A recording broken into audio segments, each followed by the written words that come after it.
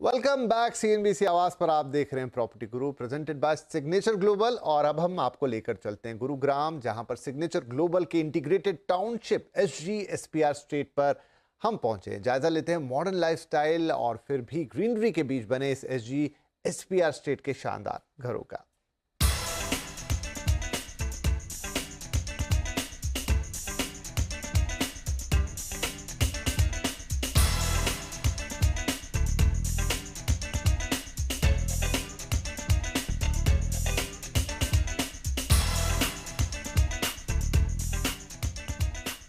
गुरुग्राम के signature global ने southern peripheral road पर अपने इंटीग्रेटेड डेवलपमेंट SGSPR स्टेट में प्रीमियम 4 BHK सैंपल फ्लैट का शानदार अनावरण किया। ये सिर्फ एक रेसिडेंशियल शोकेस नहीं, बल्कि एक लग्जरी इकोसिस्टम की झलक है, जहां मॉडर्न लाइफस्टाइल, प्रीमियम सुविधाएं और इको फ्रेंडली एनवायरनमेंट साथ साथ नजर आते हैं।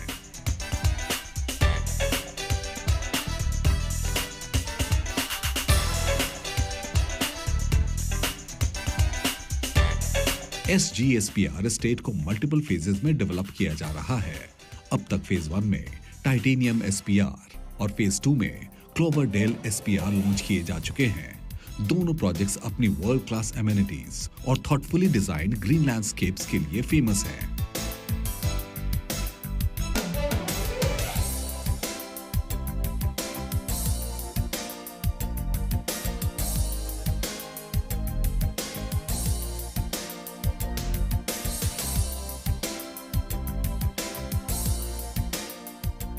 इस मौके पर सिग्नेचर ग्लोबल के टॉप लीडरशिप ने शो फ्लैट इवेंट और अपनी खास इनिशिएटिव एक पेड़ मां के नाम पर भी विचार साझा किए।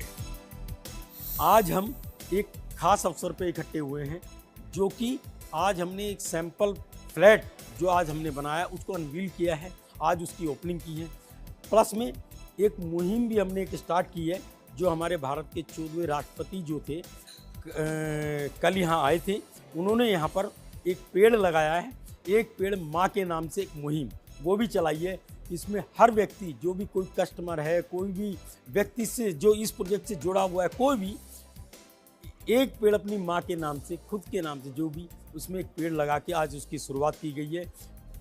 जो हमारे राष्ट्रपति जी, जो 14वें राष्ट्रपति जो हमारे देश के, उन्होंने कल अपना पेड़, अब एक पेड़ अपनी माँ के नाम के, उन्होंने उसका उद्घाटन किया और लोगों को ये मुहिम काफ़ी अच्छी लग रही है। हर व्यक्ति चाहता है मैं भी आज पोल्यूशन रहित वातावरण में रहना चाहता हूँ, और क्यों ना मैं भी इसकी शुरुआत का हिस्सा बनूँ, इस मुहिम से जुड़ूँ। आज का दिन बहुत ही खास है, क्योंकि आज मिलेनियम सिटी गुड़गांव, इसके अंदर सिग्नेचर ग्लोबल के थॉट प्रोसेस है कि जहाँ पर भी जो भी मेजर इंफ्रास्ट्रक्चर डेवलपमेंट आते हैं, जो भी एक्सप्रेसवेज आते हैं, उन सब के साथ एक हर जगह एक इकोसिस्टम डेवलप। उसी चीज़ के अंदर हम लोगों ने पहले SPR के अंदर एक बड़ा इकोसिस्टम डेवलप कर रहे हैं। दूसरा, हम लोग साउथ गुड़गांव दिल्ली मुंबई वडोदरा एक्सप्रेसवे पे एक इकोसिस्टम डेवलप कर रहे हैं, करीबन 125 एकड़ का डेवलप कर रहे हैं।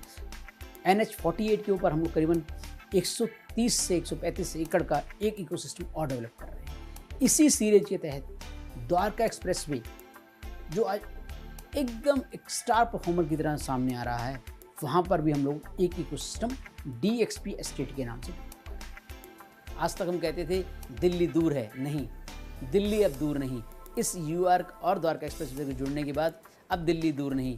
मुझे लगता है आने वाले वक्त में द्वारका एक्सप्रेसवे जिस तरह से उसके अंदर ग्रोथ हुई है, इस बड़ी मेजर डेवलपमेंट के बाद अगले 6 महीने के अंदर ही आपको इसके अंदर बहुत अच्छा चेंज आता हुआ नजर आएगा, बहुत पॉजिटिव चेंजेस नजर आएंगे। सिग्नेचर ग्लोबल केवल घर ही नहीं बना रहा, बल्कि एक ऐसी लेगेसी रच रहा है जहां लग्जरी और इको फ्रेंडली लाइफस्टाइल साथ साथ आगे बढ़ते हैं।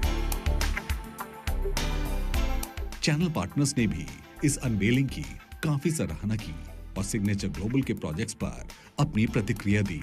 सिग्नेचर ग्लोबल सेक्टर 71 SPR पे आपके लिए लेके आया है, बहुत बेहतरीन। यहाँ पे पॉल्यूशन फ्री, अगर कोरोना जैसी कभी भगवान नहीं करे कोई दोबारा ऐसी चीज़ें हैं, तो आपको कहीं पे भी और जाने की ज़रूरत नहीं है। यहाँ पे आपको मिलती है फ्रेश एयर।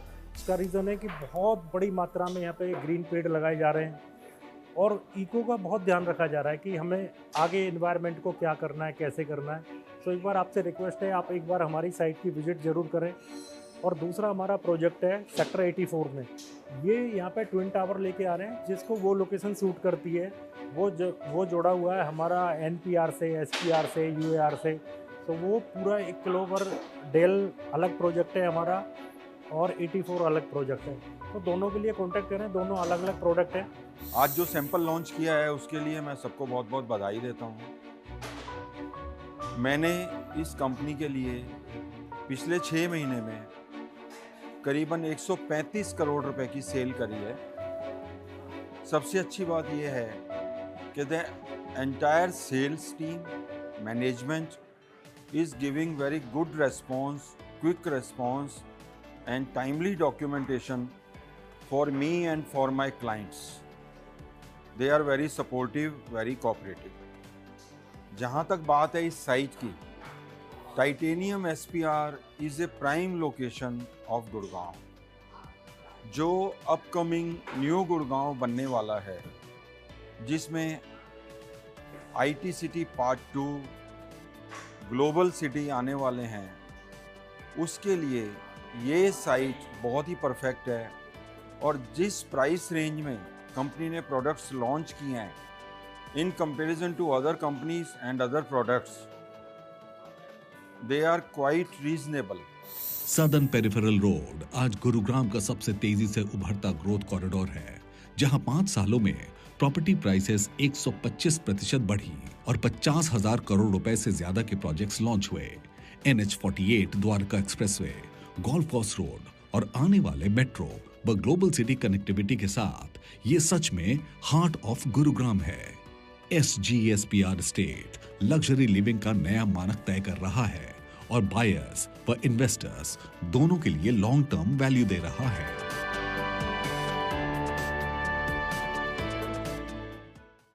तो प्रॉपर्टी गुरु के इस एपिसोड में इतना ही। उम्मीद करते हैं कि आपको पसंद आया होगा, लेकिन अगले हफ्ते आपसे फिर मुलाकात होगी और सवाल जवाब का सिलसिला कभी कभी थमता है जब हम आपके लिए कुछ स्पेशल लेकर आते हैं, लेकिन अगले हफ्ते आपके सवालों के जवाब ही देंगे।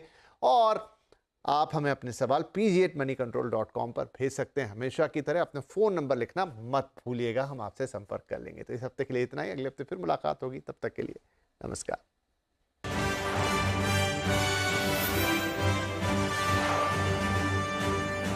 Signature Global presents Property Guru.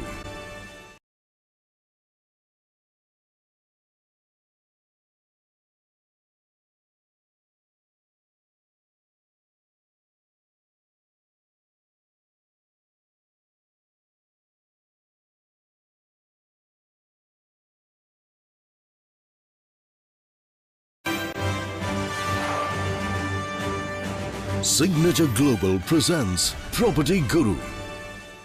Hello नमस्कार, वेलकम एंड बहुत बहुत स्वागत है आपका CNBC आवाज पर। आप देख रहे हैं property Guru presented by signature global और आज है प्रॉपर्टी गुरु का GST स्पेशल। जी हाँ, देश में GST रिफॉर्म्स हो गए हैं for the second time and GST 2.0 जिसे हम कह रहे हैं। अब देश के अंदर सिर्फ 2 ही बड़े GST स्लैब्स रह गए हैं, 18% और 5%। हाँ, कुछ चीज़ों के लिए 40% है, लेकिन वो अमूमन लग्जरी एंड गुड्स के लिए है। लेकिन आपके और हमारे जीवन में अब ये 18% और 5% काफ़ी कुछ बदलने वाले हैं। और उसमें से एक चीज़ रियल एस्टेट भी होगी। क्यों? क्योंकि आपने खबरों में पढ़ा ही होगा, सीमेंट जो पहले 28% में होता था 18 में आ गया है। इसके अलावा और भी कई कंस्ट्रक्शन मटेरियल जो अपने प्रीवियस स्लैब में ऊपर होते थे, हर स्लैब में होते थे, अब लोअर स्लैब की तरफ चले गए हैं। तो क्या इस कंस्ट्रक्शन कॉस्ट में जो कमी आएगी, एक तो देखना होगा कितनी कमी आएगी और इससे आपको और हमको कितना फ़र्क पड़ेगा। क्या अब हमें मिलने वाले मकान सस्ते हो जाएंगे? किस पर्टिकुलर सेगमेंट के घर सस्ते होंगे? ये हम तक कैसे पास ऑन होगा? क्या वो GST दरें जो आपको मकान पे देनी पड़ती है, मसलन 5% की और अफोर्डेबल पे 1% की, उसमें क्या कोई परिवर्तन आया? ये सारी बातें आज हम करेंगे और इसके लिए हमारे साथ आज 2 खास मेहमान हैं, कार्यक्रम में शामिल हो रहे हैं। शेखर पटेल साहब जो कि प्रेसिडेंट है क्रेडाई नेशनल के, और साथ ही पंकज कपूर साहब जो कि MD है लाइसिस फोराज के। आप दोनों का ही बहुत बहुत स्वागत है। तो शेखर साहब, क्योंकि ये सीधा आपसे जुड़ा हुआ मामला है, आप ये सारी चीज़ें खरीदते हैं, फिर उससे घर बनता है और वो फिर आप हमें देते हैं, तो अब जबकि जीएसटी रिडक्शंस हो गया है और बहुत बड़े पैमाने पे अनाउंसमेंट हुई है, तो पहले तो एक जनरल कमेंट आप दोनों का छोटा छोटा सा ले लेता हूं कि ओवरऑल ये जो जीएसटी रिफॉर्म्स हैं ये हमारी लाइफ को कितना आसान करने जा रहे हैं। सबसे पहले तो इतने बड़े जीएसटी रिफॉर्म के लिए मैं गवर्नमेंट को धन्यवाद करना चाहूंगा, कॉन्ग्रेचुलेट करना चाहूंगा, क्योंकि ये बहुत बड़ा स्टेप है। इससे स्पेंडिंग इकोनॉमी यानी अपना जो कंजम्पशन है वो बढ़ेगा और गवर्नमेंट का विजन जो है मुझे इसमें बहुत साफ दिख रहा है। आप जनवरी से देख लो तो जनवरी में गवर्नमेंट ने आरबीआई ने इंटरेस्ट रेट में कटौती की और एक लिक्विडिटी इन्फ्यूजन किया, फिर बजट में टैक्स पेयर्स को बेनिफिट दिया, फिर एक और रेट कट आया आरबीआई का, और ये इतना बड़ा जीएसटी का रिफॉर्म। तो मुझे लगता है गवर्नमेंट का फोकस क्लियर है कि make in India and consume in India. तो और कंजम्पशन लेड इकोनॉमी बनाना चाहती है गवर्नमेंट, और इंडिया के लिए ये बहुत ही अच्छा स्टेप है मेरे हिसाब से। और इससे रियल एस्टेट में भी काफी डिमांड क्रिएट होगी। कंस्ट्रक्शन कॉस्ट की वगैरह की हम बाद में बात करेंगे, पर mainly this will create demand in सब सेक्टर में। ये जीएसटी कट से डिमांड ज्यादा क्रिएट होगी। ओके, तो ये हमारे लोगों के हाथ में थोड़ी, जिसे हम डिस्पेंसेबल इनकम कहते हैं, जो पैसा एक्स्ट्रा बच जाए रोजमर्रा की चीजों के बाद, वो थोड़ा बचता हुआ नजर आएगा पहले के मुकाबले ज्यादा। पंकज साहब, आपकी राय, क्योंकि ऑलमोस्ट सारी चीजें, अब जीएसटी मतलब जीवन में जो भी दिन से सुबह से लेकर रात तक काम आने वाली चीजें हैं वो सभी जीएसटी के दायरे में आती थी और उन सब पे अब रेट रिडक्शन बड़ी मात्रा में हुआ है। कितना इम्पैक्ट करेगा ये हमें? देखिए, अगर आप ओवरऑल एस्पेक्ट से जो शेखर साहब ने बोला तो मैं बिल्कुल एग्री करता हूँ कि प्रोग्रेसिवली गवर्नमेंट कंजम्पशन को बढ़ाना देने की तरफ अग्रसर है कंटिन्यूसली, चाहे वो बजट हो जाए, चाहे जीएसटी के रिफॉर्म्स हो जाएं। ओवरऑल एस्पेक्ट्स पे अगर हमने देखा है तो एक आम आदमी के हाथ में ज़्यादा से ज़्यादा पैसा और ज़्यादा से ज़्यादा कंजम्पशंस की तरफ अग्रसर होती हुई गवर्नमेंट दिखाई दी है। और मेरे हिसाब से ये जो है ये एक सप्लाई और डिमांड दोनों साइड के ऊपर जो है इम्पैक्ट डालेगा।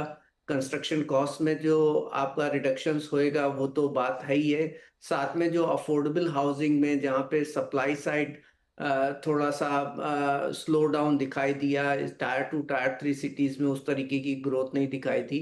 हो सकता है आगे चल करके हमको वहां पे ग्रोथ होती हुई दिखाई दे।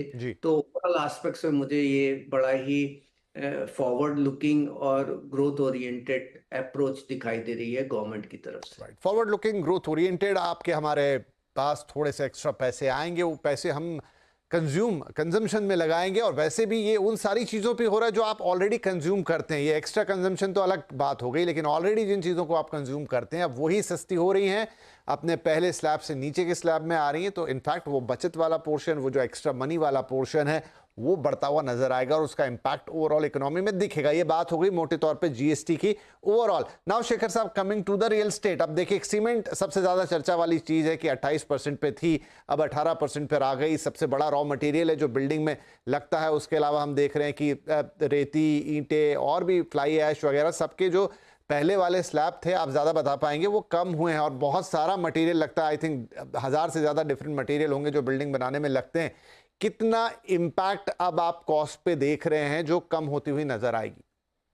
तो ओवरऑल हमने एक इम्पैक्ट एनालिसिस की है, तो ओवरऑल जो कंस्ट्रक्शन कॉस्ट है उसमें आई थिंक 3 से 5%। डिफरेंट प्रोजेक्ट में डिफरेंट होगा, पर कंस्ट्रक्शन कॉस्ट में 3 से 5% का सेविंग होगा, ये हमारा कैलकुलेशन है। तो ओवरऑल आप सेल प्राइस जो है, construction cost is 40% of the sale price. तो इसके हिसाब से देखो तो सेल प्राइस पे इसका इम्पैक्ट 1 और 2% इतना सेल प्राइस पे इम्पैक्ट आ सकता है फ्यूचर में after the implementation of this changes in GST rates. फिर भी आई थिंक पंकज साहब की अगर 1 से 2% भी आता है, और अफोर्डेबल हाउसिंग की खास तौर पे हम बात करें जहां पर मतलब घरों की कीमतें काफ़ी टाइट होती हैं, अभी भी जो बाहर के एरिया हैं बड़े शहरों में और छोटे शहरों में भी 50 लाख, 60 लाख, 70 लाख इस कैटेगरी में काफ़ी सारे घर बनते हैं, बिकते हैं। तो अगर 1-2% भी कॉस्ट रिड्यूस होती है और वो पास ऑन होती है तो आई थिंक इस सेगमेंट को फर्क पड़ेगा। देखिए, पास ऑन जो है वो बिल्डर के ऊपर बहुत डिपेंड करता है, डिमांड और सप्लाई के बेसिस के ऊपर डिटरमाइंड करता है। हालांकि अफोर्डेबल हाउसिंग में थोड़ा बहुत मुझे स्लो डाउन दिखाई दिया। वो स्लो डाउन मुझे ये नहीं दिख रहा है कि वहाँ डिमांड की कमी है, वहाँ पे सप्लाई इतनी नहीं आ रही है। ज़्यादातर बिल्डर्स का जो रुझान पिछले कोविड के बाद से जो है वो लग्जरी और अल्ट्रा लग्जरी सेगमेंट के ऊपर हुआ। तो सप्लाई की कमी की वजह से जो है आपको डिमांड और एग्रीगेटेड नंबर ऑफ सेल्स में गिरावट होती हुई दिखाई देती है। हालांकि जो टायर 2 टायर 3 सिटीज है उसमें उस तरीके की ग्रोथ नहीं हुई जितनी टॉप 8 मेट्रोज में यूनिट की ग्रोथ हुई। तो 1 या 2% का में थोड़ा बहुत रिडक्शन है, लेकिन रिडक्शन बिल्डर पास करेगा कि नहीं करेगा ये दूसरी बात है। लेकिन उनके मार्जिन पे जरूर इम्पैक्ट आएगा। जो कंस्ट्रक्शन कॉस्ट कम होने की वजह से 4 से 5% का जो हम देख रहे हैं कि एक रिडक्शन होएगा, तो बिल्डर का मार्जिन के ऊपर इसके ऊपर इम्पैक्ट होगा। बट इसके साथ साथ जो सेल्फ कंस्ट्रक्शन करते हैं, आज भी मार्केट जो है उसका 30 से 40% जो है कंजम्पशन जो है वो सेल्फ कंस्ट्रक्शन के लिए होता है। जो लोग बाग प्लॉट खरीदते हैं और खुद का सेल्फ कंस्ट्रक्शन करते हैं, वहां पे एक आपको अच्छी खासी जो है एक फायदा कंज्यूमर को डायरेक्टली होता हुआ दिखाई देगा। तो होलिस्टिक एस्पेक्ट्स पे रियल एस्टेट मार्केट के लिए अच्छा इम्पैक्ट होता हुआ दिखाई दे रहा है। बिल्डर को तो कंस्ट्रक्शन कॉस्ट में जो इम्पैक्ट दिख रहा है वो तो है ही है, लेकिन सेल्फ कंस्ट्रक्शन वालों के लिए ज्यादा बड़ा इसके ऊपर इम्पैक्ट हर तरीके से, चाहे खुद के मकान बनाएं, चाहे आप बना बनाया मकान ले रहे हैं डेवलपर से, दोनों तरफ बहुत सारे लोग कॉन्ट्रैक्ट भी देते हैं, तो वहां पर भी कमी आनी चाहिए। बड़ा सवाल शेखर साहब यही है कि क्या ये कॉस्ट जो है पास ऑन होगी। और इस बार जो एक अलग बात है वो ये है, कल हम अलग अलग जो इंटरव्यूज चल रहे हैं सरकार की तरफ से भी मंत्रीगण बोल रहे हैं या मैम बोल रही हैं कि इस बार वो एंटी प्रॉफिटरिंग क्लॉज नहीं है। पिछली बार तो था, इस बार नहीं है। भरोसा ये किया जा रहा है इंडस्ट्री के ऊपर, तमाम तरह की इंडस्ट्रीज के ऊपर, कि जो भी इसमें प्राइस में रिडक्शन हो रहा है वो पास ऑन होगा और कंज्यूमर को वो सहूलियत मिलेगी, वो आसानी मिलेगी। आपसे ही जानना चाहेंगे, क्योंकि आप देश भर के डेवलपर्स का प्रतिनिधित्व करते हैं, कि ये तैयारी है कि जो भी जहां भी जितनी भी राहत है वो ग्राहक को भी पास ऑन की जाए। डेफिनेटली ग्राहक को तो जो भी बेनिफिट हो रहा है मेरे ख्याल से ज्यादातर पास ऑन होता ही है, क्योंकि डेवलपर मार्जिन एक फिक्स होता है। वो मार्जिन के ऊपर जो भी मिलता है डेवलपर ज्यादातर पास ऑन करता है, क्योंकि उसको माल बेचना है। यानी मैं तो सिर्फ रियल एस्टेट की बात नहीं कर रहा हूँ, ओवरऑल इंडिया के अंदर जो गवर्नमेंट ने ये जिस तरह से इकोनॉमी को मैनूवरिंग हो रहा है, जिस तरह से इकोनॉमी चल रही है, मेरे हिसाब से ये जीएसटी का रिफॉर्म और उसके पहले जो इनकम टैक्स का रिफॉर्म हुआ, ये सबसे बड़े रिफॉर्म है। इसकी वजह से कस्टमर के हाथ में काफी पैसा बचेगा। और इंडिया में आपको पता है, कस्टमर के हाथ में जब पैसा बचता है तो पहला उसका सोच होता है खुद का घर खरीदना या खुद का ऑफिस खरीदना या खुद की दुकान खरीदनी। तो ये सब जो चेंजेस हुए हैं उसके कारण मुझे लगता है रियल एस्टेट में, यानी खास करके हाउसिंग सेक्टर में, कमर्शियल सेक्टर में, रिटेल सेक्टर में काफी डिमांड बूस्ट आएगा। और ओवरऑल मार्केट यानी बाकी सारी चीजें में भी, यानी रियल एस्टेट एक मल्टीप्लायर इम्पैक्ट भी करता है। तो 1 रुपया जब रियल एस्टेट में खर्च होता है, 3 से 4 रुपये की अदर इंडस्ट्रीज में जैसे सीमेंट, स्टील, बैंकिंग सेक्टर में इम्पैक्ट पड़ता है जी। तो ओवरऑल ये जो है, जो जीएसटी का बेनिफिट और इनकम टैक्स का बेनिफिट और हाउसिंग लोन के इंटरेस्ट कम होना, ये तीनों कंबाइन होके एक मार्केट को बड़ा पुश देगा। और उसकी वजह से रियल एस्टेट मार्केट अच्छी तरह से चलेगा और कस्टमर्स को भी अच्छे घर मिलेंगे, सप्लाई बढ़ेगा, अच्छे घर बनेंगे, कस्टमर को भी बेनिफिट होगा, गवर्नमेंट को भी फ्यूचर में बेनिफिट होगा और डेवलपर को भी बेनिफिट।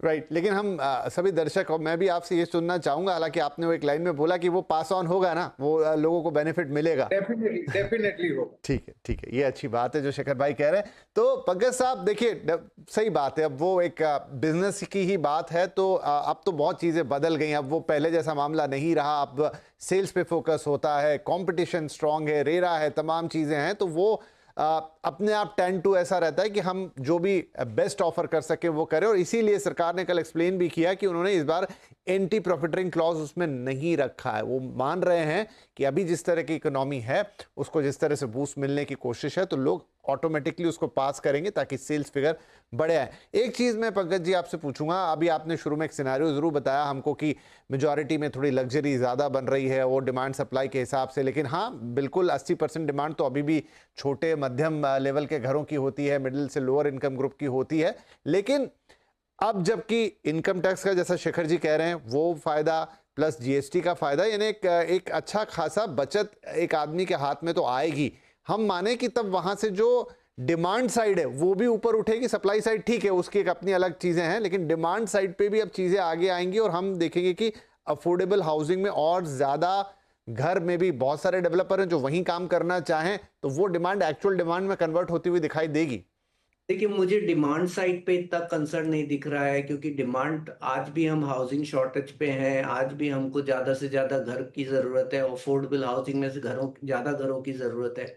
लेकिन हमारे न्यू लॉन्चेस जो है अफोर्डेबल हाउसिंग में बहुत कम हो गए, और उसका रीज़न ये है कि जो इनकम टैक्स एग्जम्पशंस था अफोर्डेबल हाउसिंग पे, जब वो विड्रॉ हो गया तो बिल्डर्स लेसर मोटिवेटेड है, लग्जरी की तरफ जो है थोड़ा अपग्रेडेशन डिमांड और रुझान ज़्यादा था, तो ज़्यादातर न्यू लॉन्चेस उस सेगमेंट में आए। टायर 2 टायर 3 सिटीज़ में अभी भी न्यू लॉन्चेस कम है।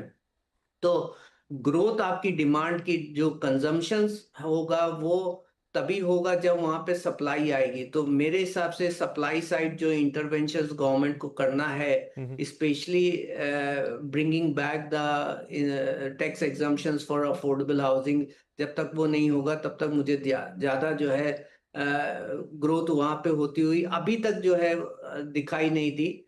और यही कारण है कि आपको अफोर्डेबल हाउसिंग में इतना ज्यादा जो है ग्रोथ नहीं दिखाई देगी। अगर आप डेटा भी देखेंगे तो 75 लाख के नीचे वाले घरों में हाफ ईयरली बेसिस पे भी गिरावट हुई है, और 75 लाख के ऊपर वाला जो सेगमेंट है वहां पे तेजी हुई है। और उसका रीजन है जो बड़े बिल्डर्स हैं, लार्ज बिल्डर हैं, उन्होंने ज्यादातर अपनी सप्लाई उस सेगमेंट से ऊपर रखी है, चाहे वो टायर 1 है और चाहे वो टायर 2 सिटीज है। Got your point. तो क्विकली कि अगर जब तक सप्लाई वहां पे स्टिमुलेट नहीं होगी तब तक उसका जवाब शेखर जी से लेते हैं क्विकली। शेखर साहब दो ये क्विकली बताइएगा, दो पॉइंट इसके अंदर। एक तो जो पंकज साहब पूछ रहे हैं कि क्या उधर अब सप्लाई बढ़ती हुई दिखाई देगी, नंबर 1। नंबर 2, हालांकि जीएसटी जहां तक बात है वो तो एक अफोर्डेबल हाउसिंग पे 1% ही है, लेकिन बहुत सारी चीजों को हमने देखा, इंश्योरेंस फॉर दैट एग्जांपल, बहुत सारी और एसेंशियल्स को जीरो में डाल दिया गया, मतलब वहां पर अब किसी भी तरह का कोई टैक्स नहीं है। क्या उम्मीद थी कि एटलीस्ट अफोर्डेबल हाउसिंग में वो हो जाता? एंड सेकंड, ये सप्लाई साइड वाली बात। मेनली ये पंकज जी के डेटा से थोड़ा मैं डिसएग्री करता हूं, क्योंकि अफोर्डेबल हाउसिंग का जो डेफिनेशन है वो 45 लाख रुपीस का कैप है, तो वो 2017 में लाया गया था, अभी तक वही है। तो वो इसीलिए वहां पर जो मकाने की कीमत तो जो इंडिया के अंदर एक बढ़ रही है हर साल 5 से 10% का इंडिया का इन्फ्लेशन भी है, तो इन्फ्लेशन की वजह से वो 45 लाख अभी हो गया है 80 लाख, और हमने डेफिनेशन फिर भी वो 45 लाख की रखी है। तो जो सप्लाई कम है अफोर्डेबल हाउसिंग में, वो बात मैं एग्री नहीं करता हूं, क्योंकि अफोर्डेबल हाउसिंग में हाँ जरूर 45 लाख के नीचे का supply as per some data वो 18% है 45 लाख के नीचे का, 18% है 45 लाख से 65 लाख के बीच में का, और 18% है 65 लाख से 90। अगर आप 90 लाख के नीचे को आज अफोर्डेबल हाउसिंग बोलते हो तो उसमें आज भी सप्लाई, ओवरऑल सप्लाई 60% के आसपास है। तो अफोर्डेबल हाउसिंग में सप्लाई तो है, पर उसका क्राइटेरिया अलग हो गया है, इसलिए हमको सप्लाई कम दिख रहा है। और अफोर्डेबल हाउसिंग आज भी डेवलपर का फोकस है, और आप टीयर 2 टीयर 3 सिटी में देखो तो 80% से ज्यादा मकान जो है वो 70-80 लाख से कम होते हैं। सिर्फ टीयर 1 सिटी में ही, यानी मेट्रो सिटी में ही ज्यादातर मकान 1 करोड़ से ज्यादा का होता है, क्योंकि वहाँ अदर कॉस्ट यानी लैंड कॉस्ट और वो सब ज्यादा होता है। तो अफोर्डेबल हाउसिंग में सप्लाई है और डिमांड भी वही है। मेरी सिर्फ रिक्वेस्ट है गवर्नमेंट से, ये अफोर्डेबल हाउसिंग की जो डेफिनेशन है उसमें चेंज किया जाए तो आपको यहाँ पर काफी सारा सुधार देखने को मिलेगा और काफी सारा सप्लाई भी देखने को मिलेगा। जी, ये लंबे समय से बात होने लग गई है कि वो जो डिस्क्रिप्शन है अफोर्डेबल हाउसिंग का 45 लाख और खास तौर पे वैल्यू टर्म्स में, वो अब आज के समय जब हम 2017 से ऑलमोस्ट 8 साल आगे हैं, उसको चेंज करने की ज़रूरत है। आई थिंक ये चीज़ फिर एक बार लंबी डिबेट मांगेगी, लेकिन आज के लिए तो समय समाप्त हो रहा है क्योंकि फोकस था जीएसटी पे। दोनों ही मेहमान कह रहे हैं उससे रिलीफ काफ़ी आएगा, एक हाथ में थोड़े ज़्यादा पैसे आएंगे तो ओवरऑल ग्रोथ आएगी, रियल एस्टेट में भी हमें अच्छी डिमांड देखने को मिल सकती है और कंस्ट्रक्शन कॉस्ट का जो भी फायदा होगा वो शेखर साहब ने कहा है कि वो डेवलपर पास ऑन करेंगे घर खरीदारों के लिए। बहुत बहुत शुक्रिया आप दोनों ही मेहमानों का हमारी इस खास पेशकश में जुड़ने के लिए। बहुत बहुत धन्यवाद शेखर भाई, पंकज सर। यहाँ पे लेंगे एक छोटा सा ब्रेक और ब्रेक के बाद आपके लिए लेकर आएंगे integrated township SG SPR states की पहली झलक। छोटा सा ब्रेक।